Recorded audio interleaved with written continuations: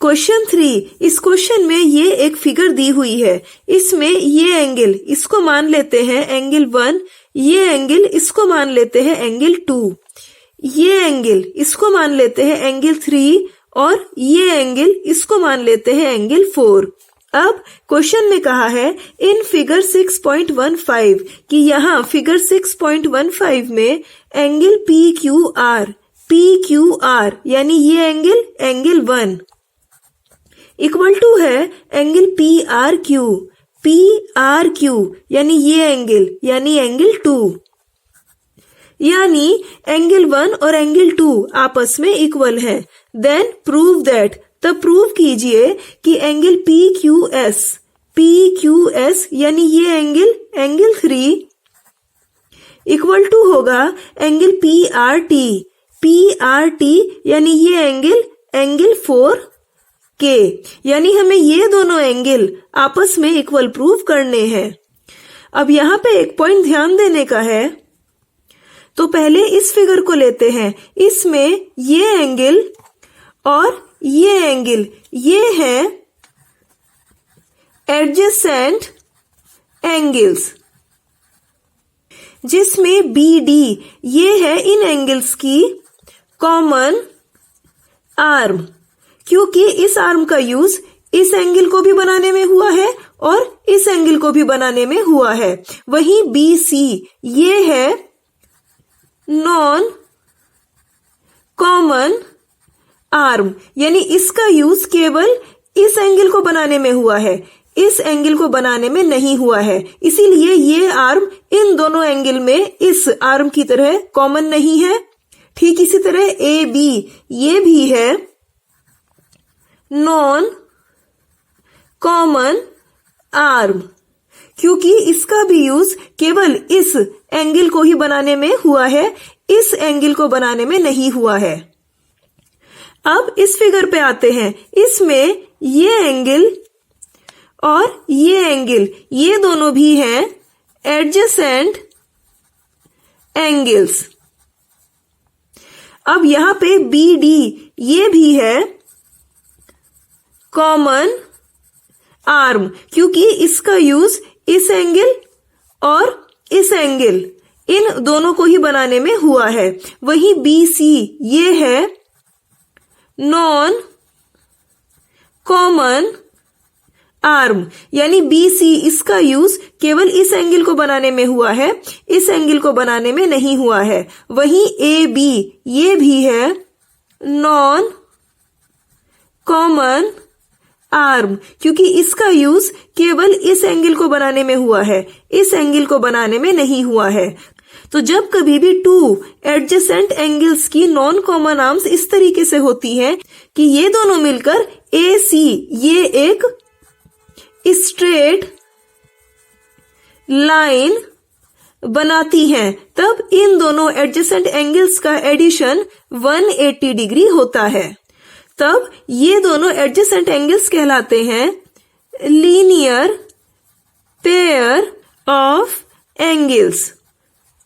वहीं यहाँ पे नॉन कॉमन आर्म्स यानी BC और BA ये दोनों इस तरीके से एक स्ट्रेट लाइन नहीं बना रही हैं, तो यहाँ पे इन दोनों एडजेसेंट एंगल्स का एडिशन 180 डिग्री नहीं होगा। तब ये दोनों adjacent angles linear pair of angles नहीं है।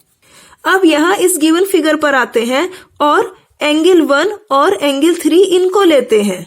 यहाँ पे QP ये है कॉमन आर्म, क्योंकि इस आर्म का यूज इस एंगल 1 और इस एंगल 3 इन दोनों को ही बनाने में हुआ है। और QT ये है नॉन कॉमन आर्म, क्योंकि इसका यूज केवल एंगल 1 इसको बनाने में हुआ है, एंगल 3 इसको बनाने में नहीं हुआ है। ठीक इसी तरह QS ये भी है नॉन कॉमन आर्म, क्योंकि इसका यूज केवल इस एंगल 3 को बनाने में हुआ है, एंगल 1 को बनाने में नहीं हुआ है। तो अब यहाँ पे क्योंकि ये नॉन कॉमन आर्म और ये नॉन कॉमन आर्म दोनों मिलकर ST ये एक स्ट्रेट लाइन बना रही हैं, ठीक इस तरह। तो इसीलिए यहाँ पे एंगल 1 और एंगल 3 इनका एडिशन होगा 180 डिग्री। तो लिखते हैं एंगल 1 और एंगल 3 इनका एडिशन है 180 डिग्री, जहां पे ये है लीनियर पेयर ऑफ एंगल्स। तो ब्रैकेट में लिख देते हैं लीनियर पेयर ऑफ एंगल्स। अब यहां आते हैं और एंगल 2 और एंगल 4 इनको लेते हैं। यहां पे ये PR ये है कॉमन आर्म, क्योंकि इसका यूज एंगल 2 और एंगल 4 इन दोनों को ही बनाने में हुआ है। वहीं RS ये है नॉन कॉमन आर्म, क्योंकि इसका यूज केवल एंगल 2 इसी को ही बनाने में हुआ है, एंगल 4 इसको बनाने में नहीं हुआ है। वहीं RT ये भी है नॉन कॉमन आर्म, क्योंकि इसका यूज केवल एंगल 4 को बनाने में हुआ है, एंगल 2 को बनाने में नहीं हुआ है। तो क्योंकि यहाँ पे भी दोनों नॉन कॉमन आर्म्स ठीक इसी तरह एक स्ट्रेट लाइन यानी ST बना रही हैं, इसीलिए ही ये दोनों एडजेसेंट एंगल 2 और 4 इनका एडिशन होगा 180 डिग्री, जहां पे 2, 4 ये भी है लीनियर पेयर ऑफ एंगल्स। तो लिखते हैं एंगल 2 प्लस एंगल 4 इनका एडिशन है 180 डिग्री, क्योंकि ये दोनों भी है लीनियर पेयर ऑफ एंगल्स। अब इसको कहते हैं इक्वेशन 1 और इसको कहते हैं इक्वेशन 2। तो क्योंकि इक्वेशन 1 और 2 दोनों की राइट हैंड साइड में 180 डिग्री है, तो क्योंकि इनकी राइट हैंड साइड इक्वल है, इनकी लेफ्ट हैंड साइड भी इक्वल होगी। तो इसके लिए पहले इक्वेशन 1 की लेफ्ट हैंड साइड लेते हैं, यानी angle 1 plus angle 3 equal to होगी इक्वेशन 2 की लेफ्ट हैंड साइड, यानी एंगल 2 प्लस एंगल 4। अब हमें गिवन है कि एंगल 1 और एंगल 2 आपस में इक्वल है, तो यहां लिखते हैं एंगल 1 इक्वल टू है एंगल 2 के, जो कि गिवन है।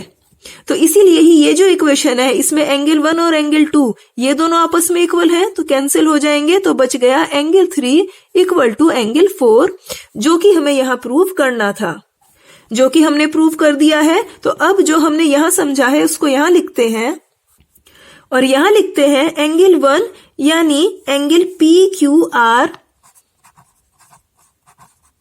और एंगल 3 यानी एंगल PQS।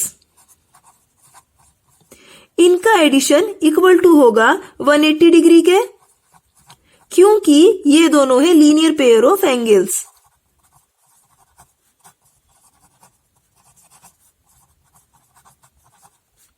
अब एंगल 2 यानी एंगल PRQ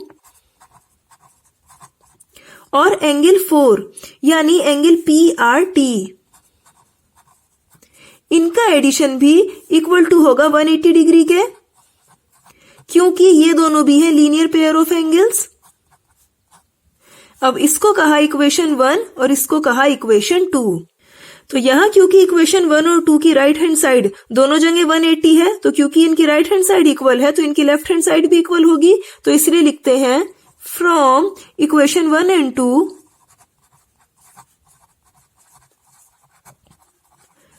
पहले इक्वेशन 1 की लेफ्ट हैंड साइड यानी angle PQR plus angle PQS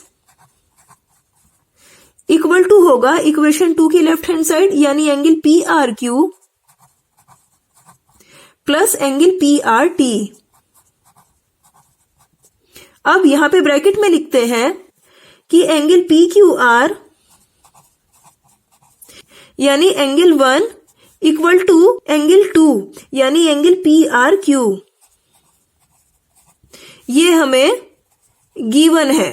तो इसीलिए ही यहां पे एंगल PQR यानी ये एंगल और एंगल PRQ ये आपस में कैंसिल हो जाएंगे क्योंकि इक्वल है। तो बचा एंगल PQS यानी ये angle angle PQS equal to angle PRT यानी इस एंगल PRT के। ये हमें प्रूव करना था, जो कि हमने प्रूव कर दिया है। और अब ये क्वेश्चन 3 यहां हो गया है।